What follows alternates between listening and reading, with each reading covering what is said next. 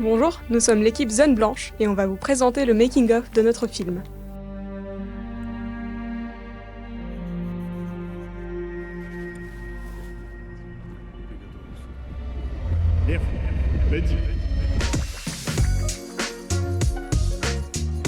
Ce film, Zone Blanche, est notre film de 5e année, donc notre film de fin d'études. On travaille dessus dès la rentrée en septembre et jusqu'en juin.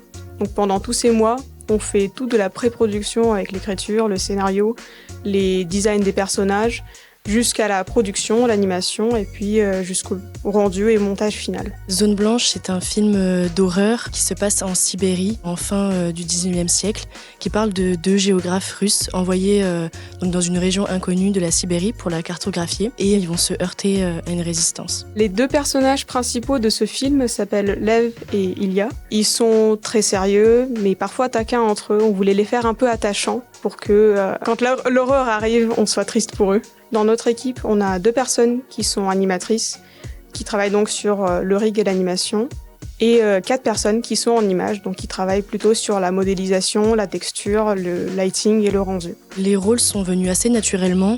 En fait, on avait déjà toute notre spécialité et on savait déjà ce qu'on aimait faire et ce qu'on voulait faire. Moi, je me suis principalement occupée de tout ce qui était groom et CFX. Le groom, c'est la simulation et création de poils en général, donc cheveux, sourcils, cils. Et CFX, c'est la simulation de vêtements. C'était un peu mon moment préféré parce que c'était là où j'ai vraiment pu explorer la spécialisation que je voulais faire et voir comment ça pouvait donner dans tout le film. Les inspirations principales de ce film étaient les films d'horreur classiques, on va dire, tels que Alien ou The Thing. On voulait avoir un look un peu rétro, avec un peu de grain, un peu vieux film. Donc on joue beaucoup sur la saturation, sur le contraste, sur le noir. On voulait aussi se détacher du réalisme, donc nos formes, nos décors sont très géométriques.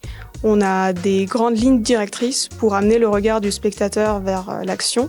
Et surtout, on aime bien déformer le décor, donc plus l'horreur arrive, plus il y a cette sorte de déformation même de la forêt qui amène cet élément de malaise. Mon père nous a beaucoup appris à travailler en autonomie, mais c'est vrai que cette année, on a eu beaucoup d'intervenants super intéressants, des intervenants en groom, des intervenants en CFX et les classiques intervenants en rig et anime, etc. Et adapter chacun à notre style de film et le logiciel sur lequel on était et ce qu'on voulait faire exactement. Ma formation MOPA et ce film m'ont apporté une formation généraliste. J'ai pu toucher un peu à tout ce qui se passe dans une production de court-métrage 3D, de l'écriture jusqu'au rendu final. Ça m'ouvre beaucoup de portes professionnellement et c'est très intéressant surtout d'avoir une vision globale d'un tel projet. Notre film nous sert aussi de carte de visite pour le milieu du travail, notamment pour le festival d'animation à Annecy, où on pourra rencontrer de nombreux professionnels, présenter notre film ainsi que toutes nos ambitions pour le monde du travail. Et enfin, notre film sera envoyé dans plusieurs festivals et nous espérons plusieurs sélections